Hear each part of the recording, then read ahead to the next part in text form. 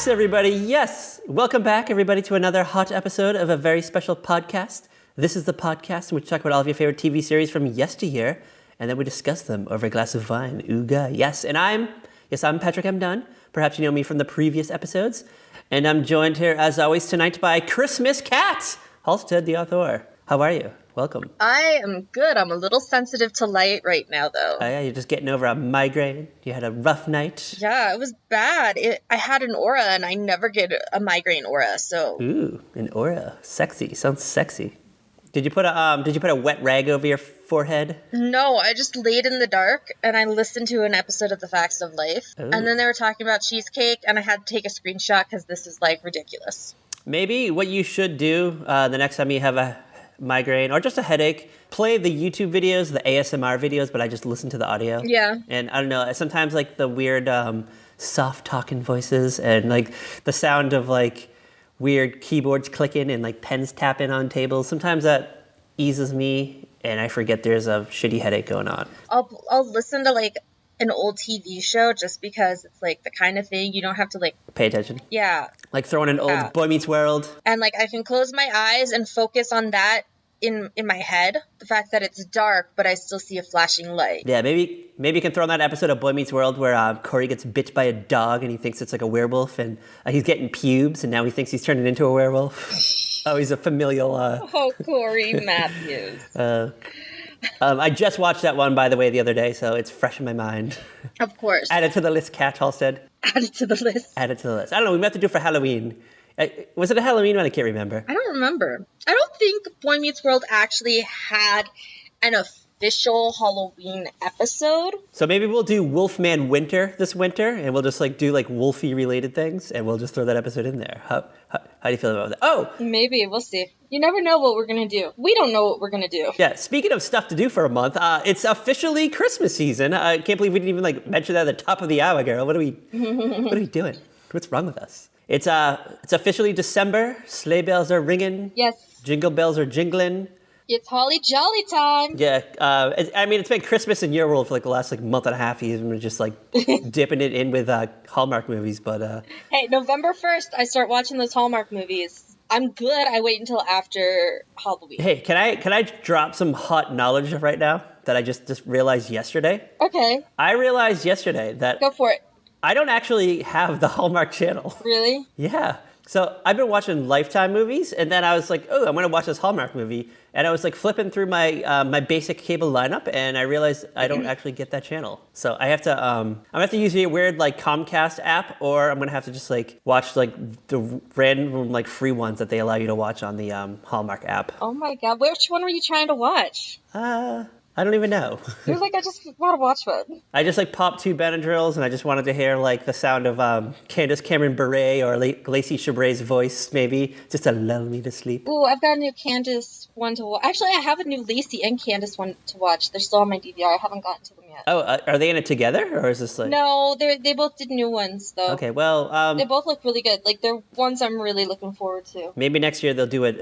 They'll team up. We'll get a tag team. But I don't know. I need both of them and Danica to all do one together. Like a trio of friends. They move back to their hometown after years of being apart, and they realize they need each other in Christmas. A reunion type thing. Oh my god! I need all three of them. I need all three of them in a movie. It could be a little mini Christmas movie series where they each kind of get to shine in a movie, but you get the other two supporting. Oh my god, it could be amazing. I have an idea. You know what? They're all exes of Brennan Elliott. They all end up at the same restaurant by accident, and chaos ensues. And then at the end, they all decide to make his Christmas miserable. Yeah, but at the end, they all decided to just be friends. Up TV did a movie like that a couple years ago with some guy who was on One Life to Live. Oh, the guy who actually plays DJ's ex on Fuller House, Matt. Oh. He was the lead in that. Oh, so I'm apparently ripping off something that already exists? Yeah.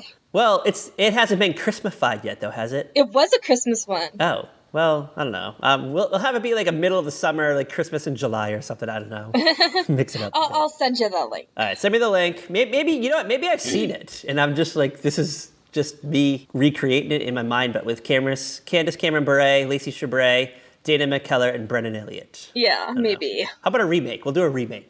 We love ourselves a good reboot, right? We do. All right. I think we have to talk about the elephant in the room. Okay, let's talk about it. This episode of Bewitched that we're doing tonight. The weirdest Christmas episode of a series ever, I think. I feel like we could top this with ridiculousness. I'm sure we could. Maybe, but there's a lot going on in this episode. Concepts that I didn't know existed. It's a weird episode. Like, I was randomly watching it on a DVD that Ryan gave me. I was like, what is this? This is so weird. So is this like a collection of Christmas episodes of like old sitcoms that he gave you? Like, what? Yes. Okay, I think I remember this. Yeah, he gave me a DVD with a bunch of like classic shows, and a couple like random WTF shows are on it, like The Ellen Show, which isn't Ellen, and it's not like the talk show. It's like this sitcom she did for a year on like CBS. This was after Ellen, though, like the Ellen we know and love, right? After Ellen, yeah. Yeah, I vaguely remember that. It was on for a tidbit of time, and because I watched that too, and I spent like half the time like really confused trying to figure out like when this show was made. So I was like, I don't remember her having another sitcom, but I guess she did, and she's got Cloris Leachman playing her mom and Mary Tyler Moore playing her aunt. I kind of remember it because I used to like always subscribe to TV Guide for like a while, and you know when you get those like fall preview issues. Yeah, I remember like seeing that Ellen had like a new sitcom coming up, and I think TV Guide like.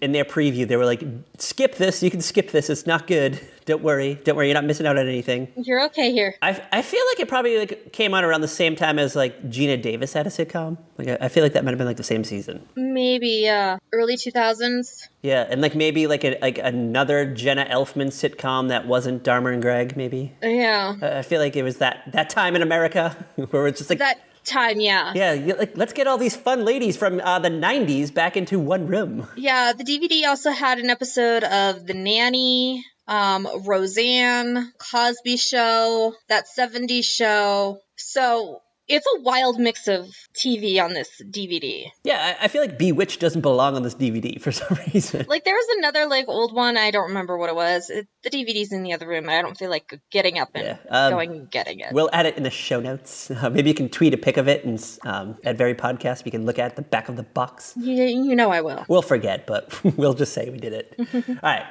There's a little bit of confusion in this episode. So this was season 1, episode 15. It's called The Vision of Sugar Plums. Yes. But a year later to the day, during season 2 of Bewitched, Elizabeth Montgomery was like pregnant, and like, I don't know, she was unavailable for like a couple of weeks.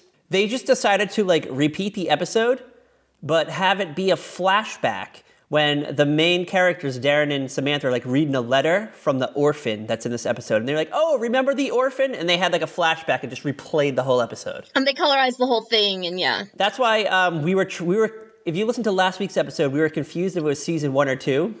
But it's actually both. Yeah, it's both. Yeah, so you saw the season 2 one, right? Or did you? I saw the season 1. I watched the season 1 also. I just didn't even bother with season 2. Yeah. So I don't know. I watched the season 1 off the DVD, and then I rewatched it this morning off a Facebook group that had like the original ABC airing like sponsors and stuff. Oh yeah, I always like watching that. Like you watch like old Flintstones and they have like commercials of them like smoking cigarettes. Yeah, like this one had like Darren holding a can of dog food. This is cartoon form, and then turning into a dog and eating the can of dog food. Ooh. So. You go, girl. You go, Sam. You go, Sam, turning Darren into a dog, the dog that he deserves. Hold on, what did you call Darren the last time we did Bewitched? You called him a wet blanket? Yes. And you know what? I watched this. All right, so I bought the first season off iTunes just so I could watch this episode. It was like on sale or something. So I was like, you know what? Instead of just buying the one episode, yeah, I might as well just buy the whole season because it's like $15 and I get like 30 episodes or something. And it's a fun show to just sit and watch. Yeah, so I watched this episode and then I watched the pilot. And I will confirm that Darren is a wet blanket. Still a wet blanket.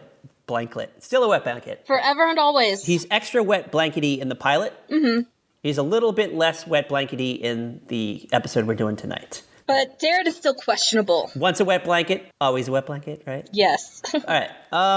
I have a question about Darren and about Sam, I guess. Okay. How old are they supposed to be? Did we go over this last time? Oh, okay. So Samantha's like hundreds and hundreds of years old. So Darren is like, 30s, early 30s? Yeah, I would say, I want to guess Darren is in his early 30s. Because let's say he was probably like youngish in the 50s, like a 20-something guy, enjoying the perks of like post-World War II America. Yeah, I feel like Darren, like, graduated high school, went to college, got a job, like, had a girlfriend, like a very serious long-term girlfriend, almost got married to her, something happened, and then, I don't know, like, met Samantha, and was, like, smitten by her. And, like, but, like, this is, like, all happened in, like, a span of 10 years. Yeah, I feel like, excuse me, that Darren is just, he's, like, the stereotypical 50s, 60s guy who has the nice job, gets the pretty wife, starts a little family in the suburbs. All right, so he's an ad man, right? He works at Madison Ave. Yeah. So I know on Mad Men, all like the men are like married like very young, but Peggy Olson is like, she goes through like the whole series without like being serious with a man. So I feel like we got 10 years of Darren just kind of like being a bachelor. Like maybe he was contemplating proposing to this girlfriend, the one that shows up in the pilot episode. But maybe he had some other pieces on the side, maybe. He was kind of like weighing his options, maybe. Or I feel like, he had the girlfriend who was just kind of like, oh, honey, we'll get married, but not right away. You build up that career. I'm going to go study French literature at the university. And we will have the best parties ever. She was kind of like a worldly girl. Like, she liked to travel. She liked to go to Europe. She modeled, maybe. Yeah, like, I got the feeling she was a wealthy woman, so maybe, like, her parents weren't ready for her to marry Darren, who's, like, more middle class. An ad agency was kind of, like, a newer-ish thing, because there's definitely, like, episodes of Mad Men where, like Pete's parents or dad or something is, like, super, like, unimpressed by him, like, working on Madison Avenue, and Pete's like, it's Madison Avenue! Yeah, I'm a wild man. Exactly. Roam the streets of New York City. I swing my dick into bars and everywhere I go. And the dad's like, I don't understand the business, Pete. I don't understand the business. Why can't you work on the tobacco fields with me? Actually, I think his dad was like worked for an airline, if I remember correctly. Yeah, like, whatever. Like, I never paid attention to Mad Men whenever the ex watched it, so. You're lost, girl. You're lost. So, yeah, all right. And one other thing on Darren. Okay. So what, like the original first season was in black and white originally, but they colorized it? Yeah. So the version I watched was in color, and I feel like they did, like, everyone else looks great in color, but Darren looked really weird and, like, plastic-like a Ken doll. I watched it in black and white, so. I don't know if that's what he actually looks like in real life, or it was just, like, a shitty coloring job. I don't know. Couldn't tell. I don't know. You might have to compare it to the other episodes. Maybe it's just a bad coloring job. Conspiracy Corner? Conspiracy Corner. Before we get into A Vision of Sugar Plums, shall we talk about the night of television, this wild night of television, vintage night of television, may I add? Yes, let's check out this vintage night of television. All right, so this was our Thursday night, and it was December 24th, 1964, Christmas Eve. Yes, new shows were on Christmas Eve, like all night long, like on every network. Which I kind of love. I love that idea. Like, this continued into, like, the 80s, right? Didn't we discover this when we did something last year? I think so. I think, like, I don't even remember what we did last year. Then, like, people actually started, like, doing stuff on Christmas Eve. Mm-hmm. Like, I think families gathered on Christmas Eve, and I don't know, it's just like, you know what, let's just do reruns of, like, The Simpsons or something. Yeah, or, like, we're gonna toss on that weird, like, TV special that once we watched it after we produced it, we were like, nobody's gonna watch this. Let's toss this on Christmas Eve. Yes, but not 1964. 1964 was a wild time. People smoked. People smoked like chimneys. Yes. And it was just a wild time. Yeah. So you want to talk about this night of television? You want to start off with ABC, the alphabet? Yes, what was on ABC? All right. The Donna Reed Show, 8 p.m. Ooga. Okay. I got the description of this episode, and this is fucking wild. Okay. Wild episode. All right, so Mary comes home from college for the holidays and expects to pick up with Scotty, her boyfriend, after so much time being away from him. And Mary is shocked when she finds out that Scotty has a new girlfriend. Ooga. Oh, poor Mary. Yeah, it's been 3 months. 3 months has passed, and Scotty has moved on. I guess Scotty didn't go away to school. He stayed in his hometown, kicked it around town, maybe. Wow. Maybe he worked at the bowling alley with his dad. shine some shoes. Scotty. Yeah, Scotty, not so hottie. That's all I have to say. Yeah, so I don't know. I'm sure things like ended up well for them. I'm sure like Scotty was like, you know what? Maybe I'll have to break up with my new gal and get back with you, Mary. And Mary's like, oh, Scotty, thank you. Mary's like, no thanks. Mary Stone deserves better. I don't recall the specific episode. I don't even know who Scotty is, so. I don't either. I can't, recall. All right, you ready for ABC 8:30? Yeah, that's on after Donna Reed. All right, My Three Sons. Okay. Full half hour of My Three Sons. All new episode. And this, hold on. If I said this Donna Reed show episode was wild, this is a scandal. Tonight's episode is scandalous. You ready for the description? A scandal, huh? Yeah. Is Robbie one of the sons? It's been a while since. Yes. All right. Robbie has to go to the hospital after he's injured on the football field. His nurse is an attractive woman from France. She seems to be checking on Robbie constantly and attends to more than Robbie's broken leg. What? That means he gets a crush on her. I don't know. She's attending to more than Robbie's broken leg. Like, what is she doing to Robbie? What is she doing to Robbie? That's what I need to know. You're going to have to find that episode and find out. We will. Maybe we'll do it for February for like a romantic month. Maybe we'll find out. Maybe she was maybe giving Robbie a back rub. I feel like there's nothing as scandalous as in your mind. Probably. Like, you know what? She probably like spent a lot of time in the room. And the dad's like, I don't like the looks of this French nurse hanging around Robbie all the time. Do you think, like, it was scandalous because she was a French nurse? Maybe. Like, maybe they're more attentive in France? Maybe they are. I don't know. Or they just think she is because of the accent? Maybe. All right. So if anyone, if there's a French nurse from the 1960s listen to this podcast, tweet us at Very Podcast and let us know what it was like to be a French nurse in the 60s. We're dying to know. Dying to know. Okay, what's next? Bewitched. Bewitched, girl. We'll get to it in a hot minute. What's on after Bewitched? All right. Peyton Place. Okay. So I guess Peyton Place was only a half-hour show, but it aired twice a week. Okay. Like Batman? Okay, so if anyone's not familiar with Peyton Place, it's a novel and a film of the same name, but it was spun off into a nighttime soap opera set in a small New England town whose quaint charm masks a complicated web of extramarital affairs, shady business deals, scandals, murder, and maybe even a French nurse or two. Who knows? Maybe there's like a million French nurses there. Maybe that's where they first go. Oh my gosh. Was Mia Farrow on this? I believe, right? Maybe. I'm just going to throw this out there. I've never seen the show. I know about it. I've never seen it either. Like, I've never come across it. Yeah, like, it never seemed to make, like, the syndication runs, or, like, I don't even know if it, like, ever came out on DVD. Like, at least not when we were, like, watching syndicated TV. I know. I'm just waiting for the day. I'm going to hop on to Amazon Prime, and Peyton Place is going to be there. And I'm going to send you, like, the eggplant emoji. I'm going to be like... Because that's how excited. What is this? And then we're going to, like, watch it expecting, like, Amanda Woodward-style craziness, and it's going to be, like, tame. It's going to be so tame. Yeah, it's going to be, like, a French nurse attends to, like, a teenage boy's, like, broken leg. Yeah. We should just read the book. Maybe we'll do it for book club. Maybe. We'll find it on, like, Audible or something. Yeah, find it on Audible. But it has to... if it's more than 2 hours... I don't want to get involved. It has to be a quickie. I'm going to tell you it's probably more than 2 hours. Forget it then. We'll just like find... Well, maybe we'll do the movie. There's a movie, right? I think that's more than 2 hours as well. All right. If anyone is familiar with Peyton Place, the movie, the book, or the TV series, like tell us what is like the easiest thing to do, and we'll do it. All right. You ready for CBS? You ready to hop over to the Tiffany Network? Yeah, sure. All right. I can only find data for 2 shows. CBS 9 o'clock. Password. Yes, Password. Which...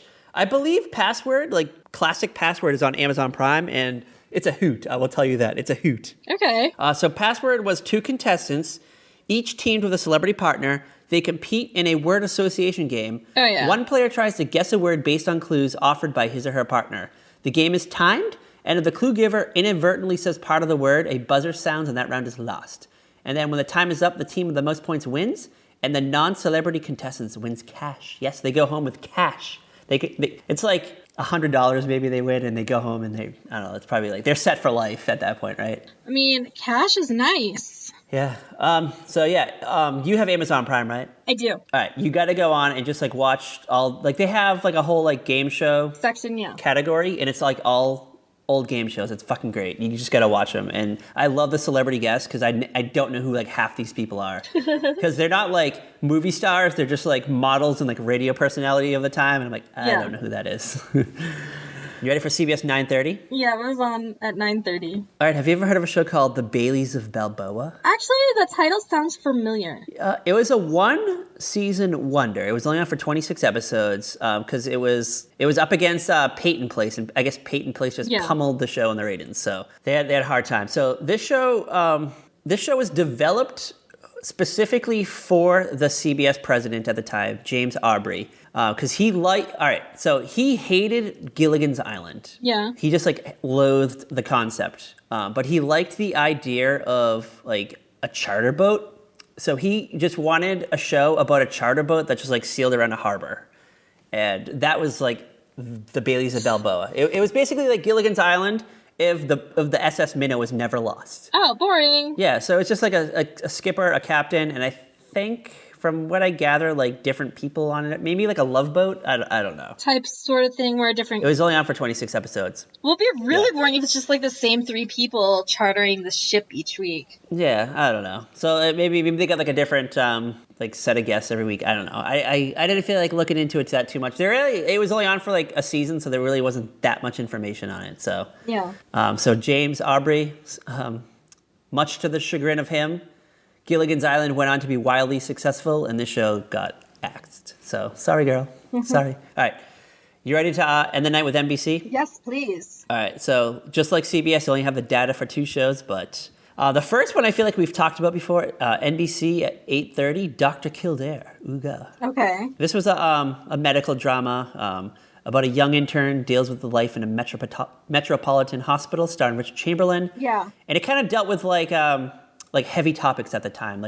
I believe this was the first network series that ever dealt with characters having venereal diseases. So ooga. Yes, we talked about this. We totally talked about this. Yes. So I don't know. They dealt with hot stuff, hot scoops here on Dr. Kildare, and it was on for a while. I think it had 5 or 6 seasons, and I don't know. It you can get it on DVD because when I was looking it up, I saw DVDs were available. So cool. Ryan, if you're looking to get Kat Halstead, the author, something for Christmas this year, send her. No. Send her Dr. Kildare, please, or send me Dr. Kildare. Don't listen to Patrick. I'll DM you my address. All right. You ready to end the night, the entire night? Yes. All right. NBC 9:30. What was the other show on NBC? All right. Have you ever heard of Hazel? Yes. Yes. This is a popular show. I've heard of it. I've never seen it. It's based on a yeah, same. I've heard of it. Never seen it. It's based on a comic strip. Mm-hmm. And it's about a live-in maid named Hazel, who lives with the Baxters, and I don't know, it just is nanny rich people shenanigans, I guess. I don't know. Maybe an early form of Benson. I don't know. Or whatever. Benson's a maid in Benson, right? Or a butler. No, Benson was the housekeeper, butler. On Soap, cook. But wasn't he something else on Benson? He was the house manager on Benson. He got promoted. Yeah, it was just he was in charge of the entire household for the governor's mansion. Yeah, it was it involved politics, right? Yeah. Yeah, I don't know much about Hazel. It was on for a while. The first 4 seasons aired on NBC. Then the final season, the 5th and final, moved over to CBS. I guess NBC just, I don't know, made room for something new and sexy. Didn't have time for Hazel anymore. Mm-hmm. No, Hazel didn't make it. Hazel didn't make the peacock laugh. Nope. Yeah, so that's December 24th, 1964. If you were alive, what would you have watched? What do you think? I probably would have watched Bewitched. For sure. I probably would have watched the whole ABC lineup. Yeah, that's probably. I probably would have done that same. And yeah, honestly, I'm not really interested in anything else that was on that night. Maybe Password, but I'd rather watch Bewitched. Yeah. Sorry, Bewitched. Sorry, Password. Yeah, that's that night of television. Wild stuff. America. I don't know. Pre-Vietnam. We're still living off the values of the 50s, but gearing up for the hippie years, I guess. I don't know. Yeah. Shall we get into this wild episode of Bewitched, A Vision of Sugar Plums? Yes, let's talk about this. Let us talk about this crazy episode. All right. Controversial corner. The episode opens, I believe, with the Kravitz clan, right? Do we start off with the Kravitz clan? No. We start with the Stevens. Darren's just home in his pajamas. Okay, Darren is still in his pajamas when Samantha has come back from gift shopping and getting a goddamn tree. Oh, you're right. All right. So, yeah, So, first of all, how early did Samantha go out? I'm guessing it's probably a weekend, a Saturday maybe. Well, it's Christmas Eve. Oh. So They're just getting a tree on Christmas Eve? What the fuck? I know. Is that what people did back in the day? I feel like that they sort of maybe did wait until like closer to Christmas. Yeah, you know what? Like I remember my dad telling me when he was a kid, they wouldn't take because they had a fake tree, they wouldn't bring it down until like Christmas Eve. All right. I just had a flashback to like 1987 or something. I remember like we definitely got a tree like the 15th of December, like right before school vacation started. Mm-hmm. And then we kept the tree up till like New Year's, like after New Year's, like it came down. It stayed up for like a tidbit. Yeah. Post-Christmas. But I think like throwing up a Christmas tree like the day after Thanksgiving is a modern thing. Like it's a new phenomenon, I believe. Yeah, it's like. definitely more in the last 15 or so years. I'm guessing because like, you know, like fake trees weren't really a thing. So like you have like an actual like dying dead tree in your house, and maybe people didn't want a dying dead tree in their house for too long. Yeah, like, okay, so I remember, I feel like when I was a kid, even in high school, we didn't put the tree up until like December. Yeah, I don't know. And like when I was in like middle school, we got a fake tree. We always had a real tree. So like when I was a little kid, until middle school, we always had a real tree. And then we got a fake tree when I was in middle school because my father was convinced that a real tree was just going to burst into flames. I always like, I never thought about that till I got like a little bit older, and I was like reading books about like the 1800s when people used to put like candles on trees. Yeah, like you put candles on trees, and yeah. So it frightened the fuck out of me. All I remember about having a real Christmas tree is just like 3 days later, just fucking pine needles everywhere. Yeah, because then when my dad married Haven, and I was off at college, the first like all throughout my college years, they had a real tree. Cat Hall said the college years. And then like the year I moved back in with my family after the car accident I was in, we got a fake tree again. You got like there was a sale at Target. They even got like a really nice fake tree, and they had that for a while, and then they got another fake tree a few years ago. That's what we're going to put up upstairs in the living room. So Samantha, all right, so I guess it's Christmas Eve. Darren probably did. Sterling Cooper Draper Price was closed today. Darren got to stay home. He didn't have Peyton Stevens or whatever the ad agency. Yeah, I think it's Peyton Stevens.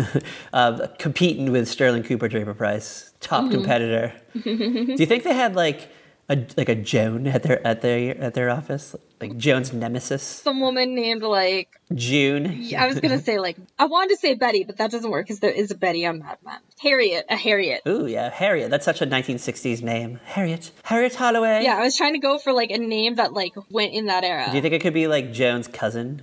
Joan's distant cousin. Yes. All right. So it's Christmas Eve.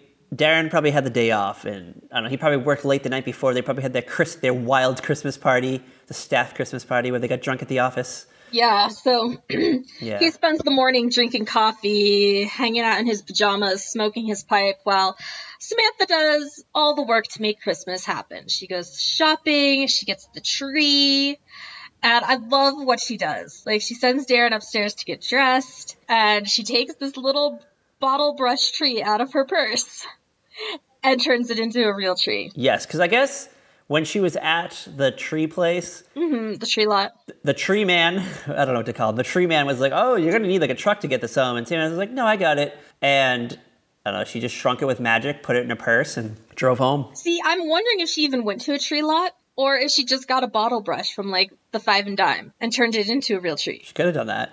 And then she took the $18 she told Darren she spent on it and used it for something else. Got a manicure.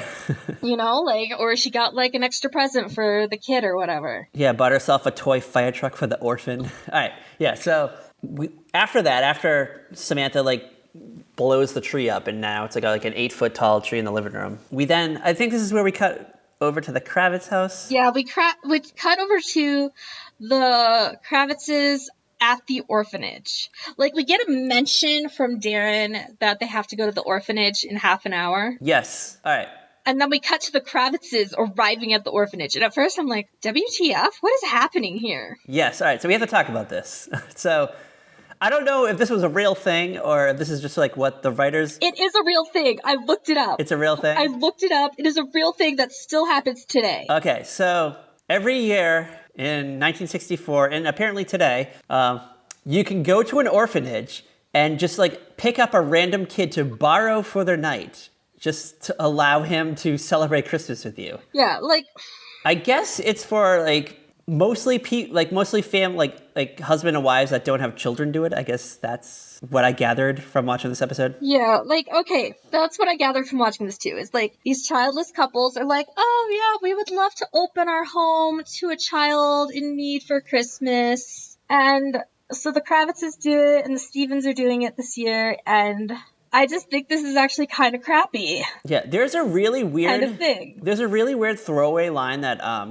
that Mrs. Kravitz says is like, "Oh, I always wish I could have children," and then like Abner like rolls his eyes. So like I'm just like wondering. Abner is not for. Okay, to be fair, the Kravitzes are in their late 40s, early 50s. Yes, they're past the age of bearing children. Yeah. Do you think that Gladys Kravitz is barren, or that they just didn't like have kids for some reason, or what is their backstory? Okay, so I'm thinking, based on age, I'm guessing that when she was at her peak child birthing years, he was in like the military or something. Oh, like he was in like and he was probably like off in World War II. Maybe like the Korean War, maybe? Or something, yeah. Like he was off in the military. Because he's retired by now, I think. Because he's always at home. So I figure he's got to have like some kind of good pension or something. All right, I have a new theory. And so I think he was like shipped off during the whole time when she was like fertile. And like you hit a certain age that I don't want to say because it depresses me. And it's harder to conceive. And they did not have the advances of modern medicine that we have now to conceive. I have a hot theory. You want to hear my hot theory? Yeah. All right, so it's the early 40s, maybe the late 30s. I don't know. We're not quite sure of exactly their age. Mm-hmm. Abner and Gladys, they meet at a night, I guess, like a swanky New York City nightclub where they were swing dancing one night. They had a wild night. They got together. Then Abner got called into the war. But hot scoop, Gladys Kravitz, or whatever her maiden name is. She was also a star baseball player, so she joined the All-American Girls Professional Baseball League. So she went away for a few years to play baseball while Abner was overseas fighting Nazis and the Japanese. He came back. Maybe he got like shot in the leg or something, so he had to convalesce for a little while, and then he got better. But then the Korean War started, and I don't know, he was like such a great army man that they called him to be like a general or something, and he went overseas again to lead America. So he was away all this time, and he came back, and I don't know, now Gladys was like 41, and they kept trying, and they just couldn't do it, and they missed that boat. That boat sailed away, and now they have to go to the orphanage every year and just like rent a kid for the night and shower him with gifts. That's my Kravitz corner. So wrong. That's my Kravitz corner. I could totally see that, though. I could 100% see that. Cause as their backstory. Cause Mrs. Kravitz, she's kind of like lively for her age. Like I feel like she could like swing a bat, maybe catch a ball in the outfield. She kind of has like a liveliness to her. Yeah. I could see her being like oh yeah, all the way May Kravitz. Maybe she's Madonna's character and changed her name. Who knows? Maybe. They go to the orphanage, and like this is prearranged. They didn't like just decide. Like there does seem to be some sort of like arrangements made. Yeah, because they show up and Mrs. Grand just like waiting for them. They're like, "Oh, hello, Kravitzes, like welcome. Like, we got like Joey's ready for you." Yes, it's like, okay, you're getting this kid, and they know like if they're getting a boy or a girl already. So they already like seem to like know his name and stuff. And they're like, "Where's Matthew?" Yeah. Was that his name? Matthew and Michael? No, Tommy is the one the Kravitzes got. Okay. And Michael's the one the Stevens got. Yeah, so they show up, and Mrs. Grange, she's sitting at a desk. It's just that like fold-out table that is like in front of like the gymnasium door, like to go to like the high school prom. Yes. She has like a It's just like one of those tables. She has a notebook and like a pencil and like a little one of those little like money jars, the little, you know, those little like tin things that you put money in when you're selling like Girl Scout cookies. Yeah, one of those like little money boxes. Yeah, she's got like one of those for some reason. I don't know why. So yeah, so there's like, at the very least, there's like a name of the people who have volunteered to do this.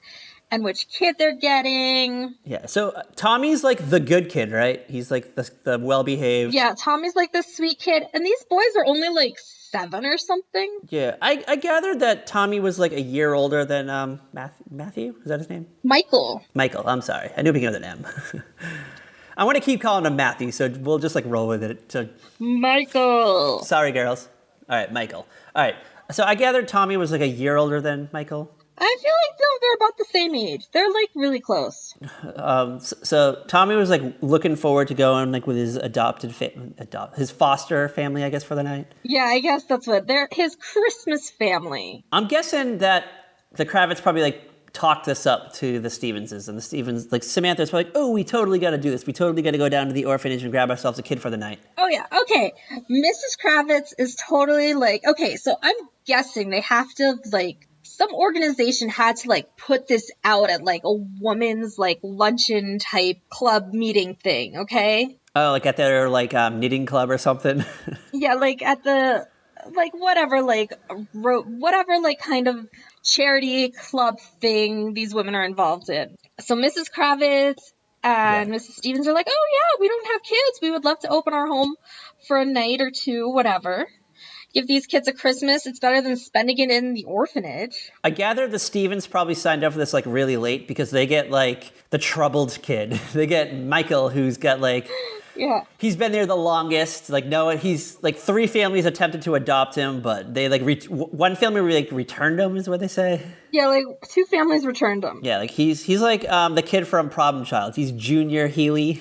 I don't know. I'm guessing like he just had like really shitty upbringing. Yeah, like his bio dad was apparently a total ass. I'm guessing it's probably like the Don Draper backstory where like the dad had like an extramarital affair with like a prostitute, and that Michael was born, and then like the prostitute just showed up one night and was like, here you go, you take care of him. And then like the wife was like, oh my God, or something, and like we have to get rid of him, and they just like brought him to the orphanage. Something like that, I'm sure. I'm sure it's something like that. So Michael is just like an asshole to every kid in there. He like starts fighting with everybody. He doesn't believe in Christmas anymore. He thinks Santa Claus is a joke. He thinks it's like just a dad with pillows stuffed in his shirt. All the other kids are picked up. So. It's just like Tommy and Michael now, and Tommy's like excited. He's like, I'm gonna go live with the Kravitz for the night, and we're gonna like, I don't know, we're gonna sing Christmas carols. We're gonna watch like, they're gonna read a Christmas carol to me and all this stuff.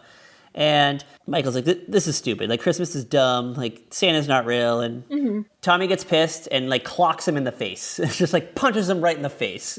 And they get in this big scuffle. And I guess that's when, like, the Stevens show up. And they're like, I hope that's not our kid. And Mrs. Grant just like, you're out of luck. It is. There's your kid. And Samantha is like, all right, well, you know what? Maybe something happened to her in her child. Well, I guess Endora is her mother, and Endora kind of sucks as a mother. And her father's no real prize either. Yeah. So, like, I guess Samantha gets it. She gets that Michael is a dick. And she's like, you know what? Maybe she was bratty when she was a child. Maybe she rebelled against her mom. And she's like, but I changed for the better.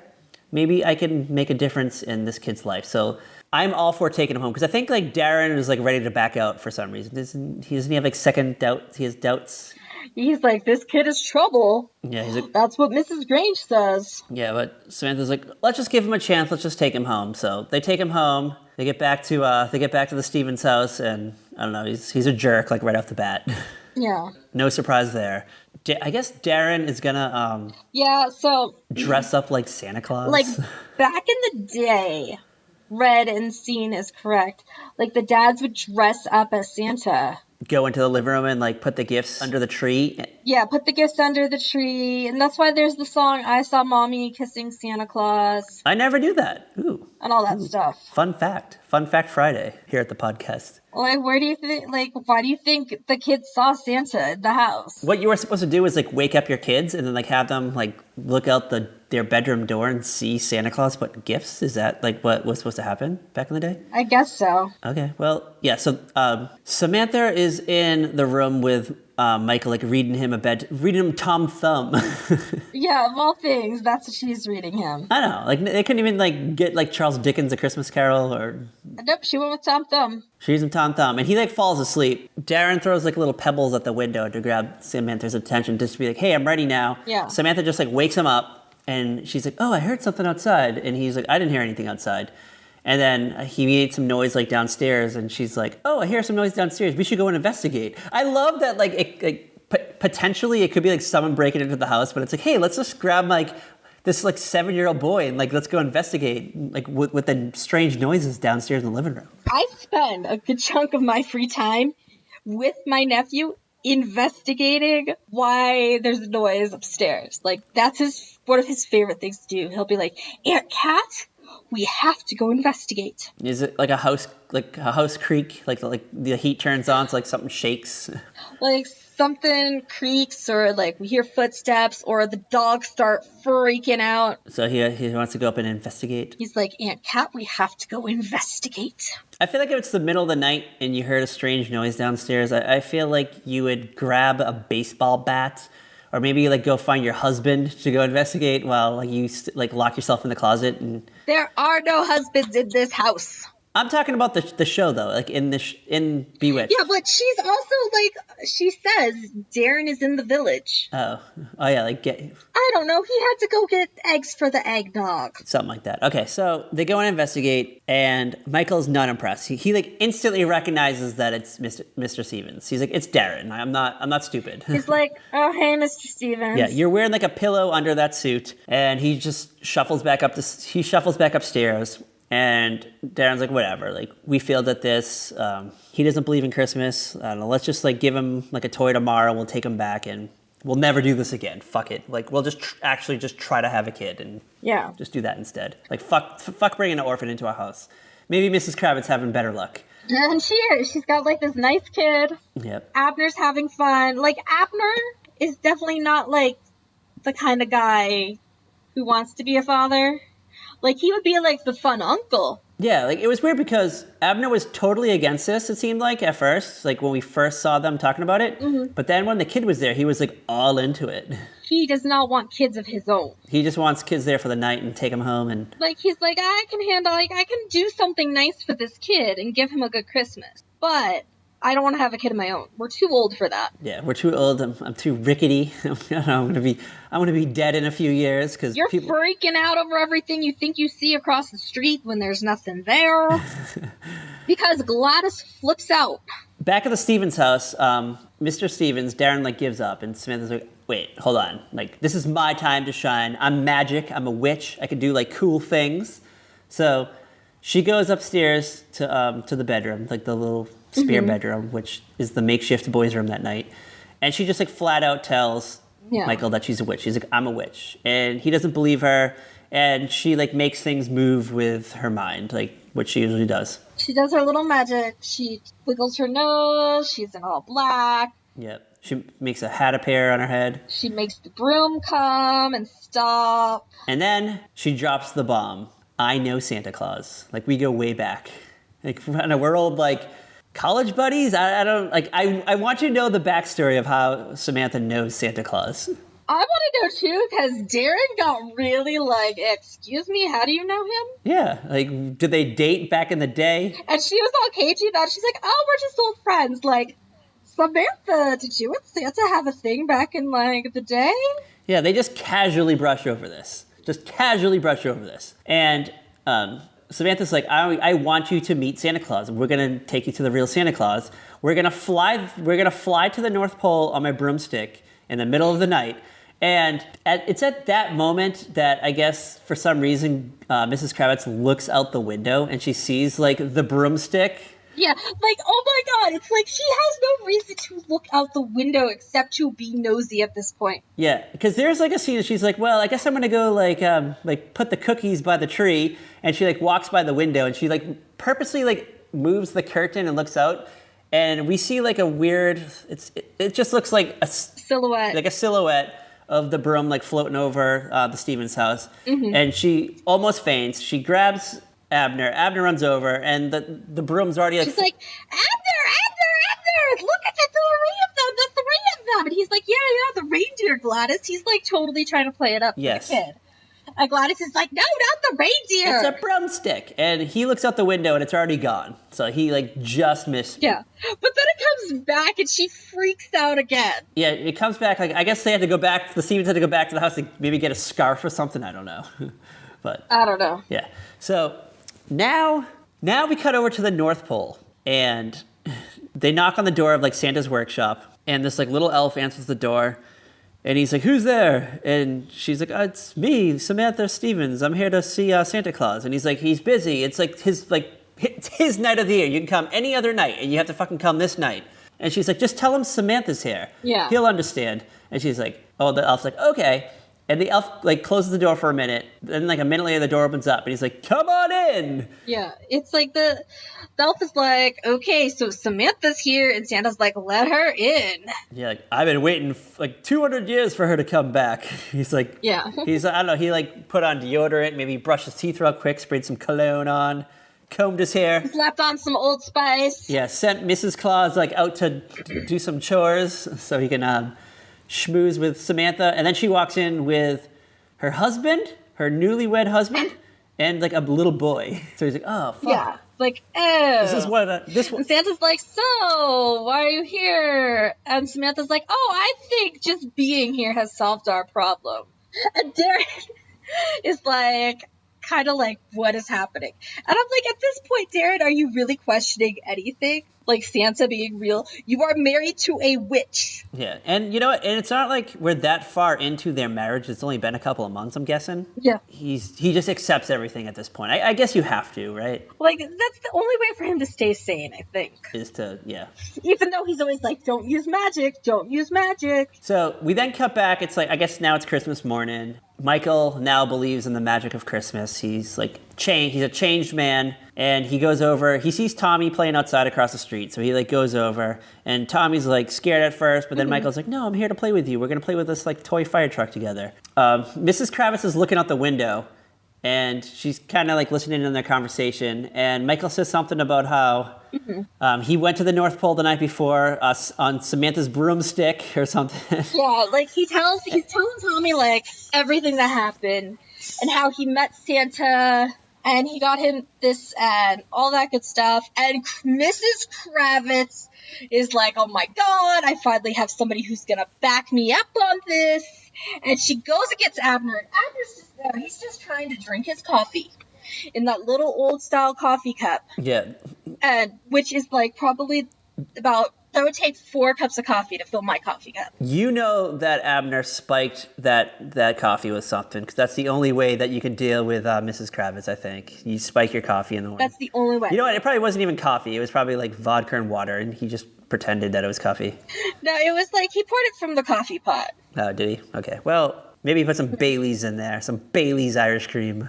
There's probably, yeah. Or some Kahlua. So, yeah, he, like, gets up and he stops to take a sip of coffee because he's like, I'm not dealing with this without this. Yeah, he's like, it's too early. Too early for this madness. Mrs. Kravitz is like, where'd he go? Where'd he go? And Tommy's all like, he went home. And he's like, tell Abner what you guys were talking about. Tell him how Mrs. Stevens rode the broom. And he's like, there's nothing like that. What are you talking about? Yeah, I guess... what are you talking about, Mrs. Kravitz? I guess, like, Michael and Tommy made, like, a pinky promise they wouldn't talk about it, and... Yeah, they crossed their heart. Oh, yeah, that's what it was. And Tommy honors the cross the heart code. Mm-hmm. He's loyal to it, very strict. It's very strict guidelines, so he's like, I can't talk about it. Sorry, Mrs. Kravitz. Thank you for the toy fire truck, but I can't talk about it, girl. I can't talk about it. So, Mrs. Kravitz looks like a fool again, and... Yeah. Abner's like, oh my god, again? Like, this bitch just won't ever shut up about this, like, fantasy world she lives in. I'm surprised, like, he didn't send her to, like, the loony bin. Yeah, honestly, like, it's amazing that Mrs. Kravitz doesn't spend some time away. I'm guessing, you know what, she probably, like, hit her head, maybe when she was, like, in her, like, 30s, and, like, was just... She got that baseball to the head? Yeah, like, she got a, like... Back in her baseball days? Yeah, a fast pitch to the forehead. Maybe I don't know, was out for a little while, and she seemed like she was all right, but every now and then she would talk nonsense. Mm-hmm. And then, when the Stevens moved in across the street, she started talking about, like, weird things she saw. And Abner was like, it's just your fucking baseball injury. Marla Hooch did a quick fastball to the forehead. Was Marla Hooch the pitcher? Oh, I don't remember. I can't remember. It's been a while. I can't remember who the pitcher was. I mean, A League of Their Own can be on, like, 40 million times in a weekend, Yeah, though. that is true. It's probably on right now. We'll watch it after this podcast recording is finished. It's probably on Ovation, like, right now, for all I know. All right. I love the ending to this. You lost me for, like, a second. Like, you cut out and went black. Okay. I love the ending to this. This is great. This ending's fucking funny as hell. So, the Stevens return Michael back to the orphanage. No, they don't return him back. They're hanging out with this kid in their living room. Oh, okay. And Mrs. Gange stops by with this couple, who includes our favorite, Captain Ely. Who is it? From, the new adopted dad is, the best friend from My Dream of Jeannie. Oh, yeah, and shit. Newhart. Yeah, shit, you're right. All right. I see it now. Yeah. And the mom is voiced by the lady who does Betty Rubble's voice. Oh, yeah. Hot scoop. Shout out to Betty Rubble. And all right, so Mrs. Grange shows up. It's Christmas morning. It's like 10 a.m., I'm guessing. They're just like about to sit down for their Christmas lunch or whatever. And Mrs. Grange shows up, and she's like, good news, everybody. She's like, we found a family to adopt Michael. Like, okay. They couldn't wait till later on in the day, I guess. Here's the thing. I got the impression that these people had already met Michael. Like, this was already in the works. And if that was the case, why the hell didn't they take him for Christmas? Yeah, you're right. What? Why is he with the Stevens? Maybe that family was like out of town and they thought they were going to be gone for like all of Christmas, but they happened to come earlier than expected. Mm-hmm. And you're like, you know what? I cannot bear to spend Christmas. Let's go get our I kid. cannot bear to spend Christmas alone. Let's go find that orphan Michael. Let's go get him right away. And they probably went to the orphanage, and Mrs. Grant was like, oh, Michael's at the Stevens' house. Let's go drop in. Let's go do a drop by and pick him up. Yeah, Mrs. Grange at the orphanage drinking all the whiskey because all the kids are gone. She's like, oh, finally. Oh, yeah. You know, she had a fucking... goddamn peace and quiet. She had herself a party of one. Yeah. I don't know, listening to some Chubby Checkers, maybe. Something. Like, come on. Fats Domino. Having herself a gay old time. So, yeah, that kind of thing. And it's just... like, why did, like, because you could have, like, taken the kid on Christmas Eve and then Christmas morning been like, guess what? We're adopting you. Like, as his present, like, that was, like, be, like, his Christmas present. Like, you get a fire truck and a new mom and dad. Like, the big present. And maybe a brother and a sister and a dog. Who knows? Yeah, who knows? But, like, instead, like, he's gonna go people for the night, and then he's got to go back to like the orphanage. Like, how depressing is that? The new parents come to the Stevens house and then immediately take him. So it's just like, oh, like he didn't stick around for dinner or something. It's just like he immediately leaves. It's like, oh, nope, he's gone. I don't know. It's like they have a present for him, and the kid has a present for the dad, and it's like, wait, you really want to be my kid? Yeah, you're coming home with us, kiddo. I guess they just wanted to. They wanted the audience to know that Michael was adopted, and I guess that's the only way they could shoehorn that into the script. I guess. I guess so.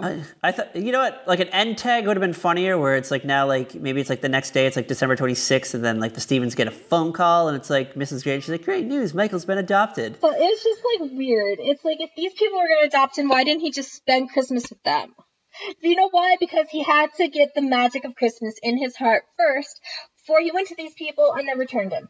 Or do you think that maybe Samantha's magic abilities like had a hand in it? Maybe. Do you think like maybe off screen she kind of maybe when she was at the orphanage, like the day before, maybe she saw like a list of names of like potential parents, and she saw the name, and then I don't know, maybe like drove by the house on the way back from the orphanage and did her little like nose wiggle, and was like, so did the power of suggestion and had like the parents come the next day to and insist on picking up Michael? Maybe. You never know with Samantha. And more importantly, I want to know where Endora was this whole day. I know, right? Like she stayed away. Where was she? Like hanging out with some elves or something, getting drunk somewhere? Yeah, well, because like my initial thought was like maybe witches don't celebrate Christmas, but Samantha clearly knows Santa Claus, so they do some. They're related to Christmas in some manner. I think Endora was probably just off in the Alps skiing or something. Maybe. Or maybe, like, you know what? Maybe... That's kind of like her thing. You know what? She didn't want to go hang out with that wet blanket of a son-in-law. Yeah. And maybe she had some friends, like some old witch friends came into town, and they just, I don't know, maybe they played cards. They played gin rummy, smoked some cigs on a long stick, and, I don't know, made some potions or something. Who knows? You're going to have to write that fanfic. We will. Add it to the list. We'll add it to the Endora's Wild Xmas. Do we have any other thoughts on A Vision of Sugar Plums? Anything we missed? No, I think we got it all. It was just so weird. I'm sorry. One thing I wanted to bring up. So there's a scene where Michael has the wind-up fire truck. Mm-hmm. So he winds up and it's like rolling across the living room floor. And Darren says something like, "Oh, like don't play with it close to the tree because the sparks might catch something on fire." So I'm guessing it was like that old type of wind-up toy that made sparks. Maybe, I don't know. Oh, maybe. Yeah, that was like a weird, quick throwaway line that I picked up on. Oh, one thing I did notice is that the elves in Santa's workshop were not all just teeny tiny people. They were many sizes. Mishmash of people. It was all extras on the set that day. Yeah. It was like the writing staff. They're like, "Oh, Joe, Saul Sachs, can you wear this elf suit?" "I just need you to sit here and pretend to paint this truck." Yeah. Oh, yeah, sure. I'm available. I can make myself available for 10 minutes, boss. Certainly. That's all I got, unless you have any other bewitchly things to talk about. Nope, that's it. It was a wild episode. Very, very strange. Very strange. I don't understand that concept of just like bringing an orphan home for the night, but I guess it's a thing they did. I don't either. I would love it if somebody could explain that to us. Yeah, I don't know. Don't mansplain it, but explain it. How about explain it in like 3 concise sentences? Tweet us at Very Podcast. Yeah, send it to us. What is Twitter now? 240 characters? Yeah. Explain it in 240 characters. We don't want a thread. We just want it in very concise. You can even short speak. We don't care. As long as it makes sense to us. Yeah. Or send us an infographic. How about an infographic? An infographic. Yes.